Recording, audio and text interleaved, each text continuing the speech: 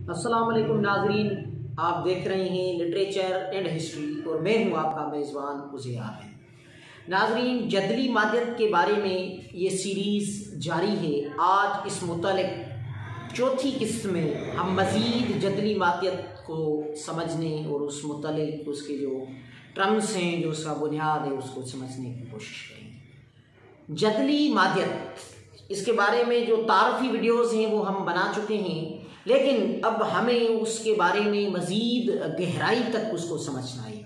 तो मादियत के फ़लसफ़े का जो बुनियाद है वो है मादा। तो आज हम समझेंगे मादे के बारे में। पहले तो मादा है क्या?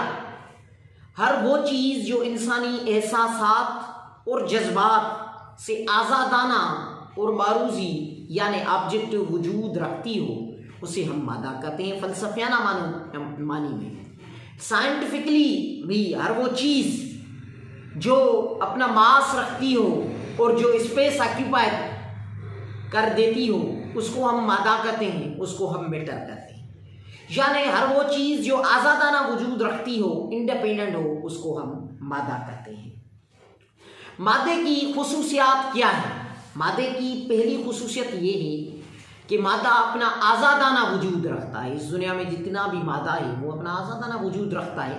जैसा कि हम देखते हैं, दरख्त हैं, पहाड़ हैं और भी बहुत सारी चीज़ें हैं, नदियाँ हैं, जितनी भी नेचर है वो अपना आज़ादाना वजूद रखती है।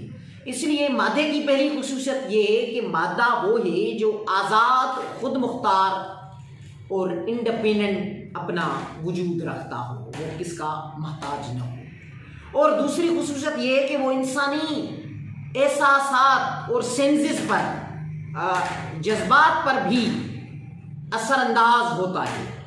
यानी हम मादे को फील करते हैं, उसको हम देखते हैं कि उसकी साइज का अंदाज़ा कर देते हैं, उसके कलर का अंदाज़ा कर देते हैं, उसके जितनी भी उसकी खुसूसियात हैं कि ये चीज़ बड़ी है, ये छोटी है, ये मोटी है, ये जितनी भी चीज़ें हैं इसके बारे में हम जो देखते हैं, तो इसका मतलब है कि मादा हमारे हवास पर, हमारे सेंसेस पर असरअंदाज होता है। ये मादे की खुसूसियत है। और वो ये कि मादा मास रखता है और कोई मिकदार रखता है और किस स्पेस को ऑक्यूपाई भी कर देता है। ये मादे की खुसूसियात हैं। उसके बाद कुछ तस्वुरात होते हैं। एक तस्वुर वो होता है जो बहुत, हम कह सकते हैं कि उसमें बहुत बड़ी वुसअत और वक़्त होती है। जैसे हम कहते हैं कोई भी चीज़,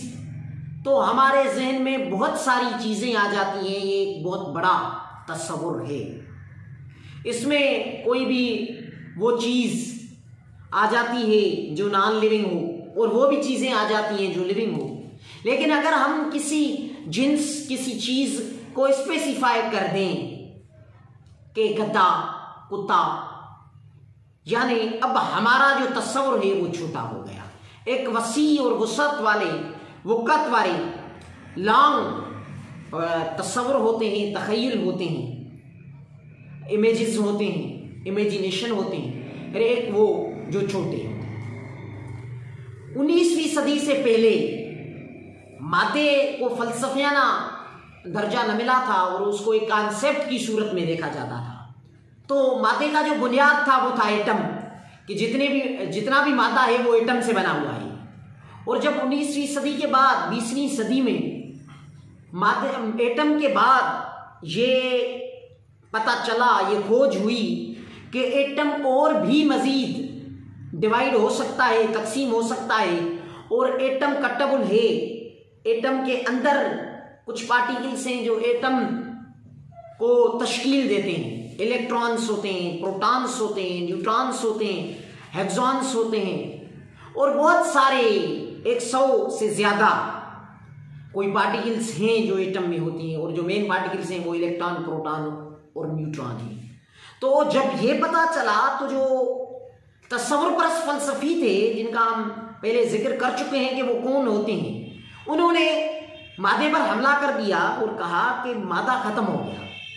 यानी आप एक चीज़ पर ठहरते ही नहीं, जो कॉन्सेप्ट आप देते हैं वो मजीद तकसीम होता जा रहा है, तो मादे का कोई वजूद ही नहीं है। मादे का बुनियाद था एटम, एटम तकसीम हो गया तो मादा ख़त्म हो गया। आपके कॉन्सेप्ट गलत हो गए। लेकिन ये ख्याल भी सरासर झूठ पर मबनी है और सरासर गलत है, क्योंकि खुद जो प्रोटॉन होते हैं, न्यूट्रॉन होते हैं, उनका माया, उनका मास, उनका मादा बहुत कम है, लेकिन वो भी मादा है। वो भी इंसानी एहसासात, शऊर और रूह से आज़ाद है, अपना खुद मुख्तार वजूद रखता है। वो हमारे वजूद में अंदर नहीं है। इसलिए आदर्शियों का, ख्याल परस्तों का और तस्वर परस्तियों परस्त जो फलसफी थे, आइडियलिस्ट थे, उनका ये ख्याल सरासर झूठ पर मबनी और गलत साबित हुआ कि मादा नहीं रहा, मादे से ही ये सारी चीज़ें बनी है। उसके बाद ये सवाल आपके जहन में आता होगा कि हर चीज़ की एक इब्तिदा होती है, एक शुरुआत होती है, और हर चीज़ की एक इंतहा या इख्तिताम होता है, हर चीज़ की एक एंडिंग होती है। तो मादे की इब्तिदा कहाँ से हुई? हर वो चीज़ जिसकी इब्तिदा है, जिसकी इंतहा है, जिसकी एंडिंग है, जिसका इख्तिताम है, उसकी इब्तिदा है, उसकी शुरुआत है। लेकिन मादे की कोई एंडिंग नहीं है। Law of conservation of mass ये प्रूव करता है कि मादा फना नहीं होता, मादा ख़त्म नहीं होता, तो मादे की शुरुआत और इब्तिदा कैसे हुई? जब मादा ख़त्म ही नहीं होता, मादे को कोई ज़वाल ही नहीं है, तो मादे की इब्तिदा भी नहीं हुई। ये दलील है कि मादा हमेशा से मौजूद रहा है, मादे की कोई इब्तिदा नहीं रही है।